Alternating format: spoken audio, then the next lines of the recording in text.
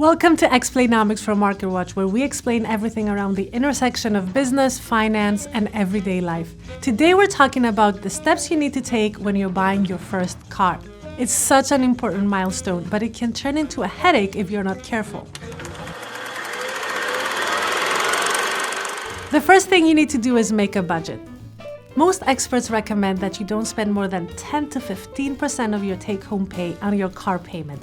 That's because you need to leave some money on the side for monthly costs like maintenance, insurance, fuel, and parking fees.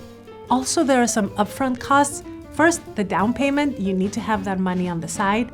And some other things like the initial title transfer and vehicle registration, though sometimes the dealer might be willing to take care of that for you, so make sure to ask. The next step is to get pre-approved for an auto loan. When you get pre-approval from a bank or credit union, what they do is determine the amount you can borrow and at what interest rate. And that has a double benefit. First, you'll learn how much you can afford, and secondly, you'll have proof, an actual document that states that you're pre-approved, and you can use that to shop around. Which brings me to my next point. Negotiate, negotiate, negotiate. When you are a first-time car buyer, it's unlikely that you'll get the best terms and the lowest interest rate the first time around. But you can use any pre-approval letter to shop around and go to other institutions to see if you can get a lower interest rate.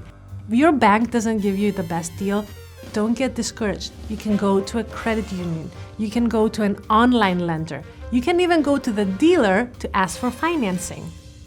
Even if you end up with a not so low interest rate, just make a year of payments on time and then try to refinance.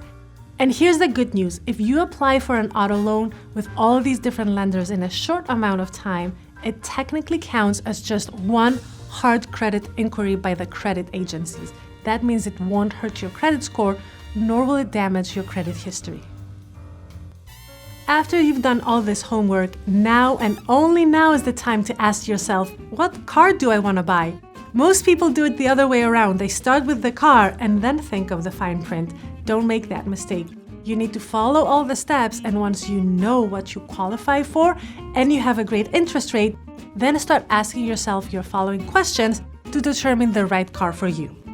What will the usage be? Are you going to drive far or stay close to home? Who will be riding with you?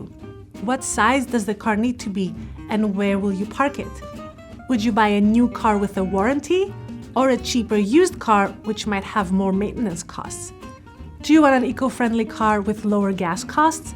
Or would you pay more for an expensive electric car and save on fuel altogether? The answers to those questions will be unique to your situation, but the most important part is to stick with your budget and the amount you qualify for. Otherwise, you could be stuck making debt payments on this car long after the excitement has worn off.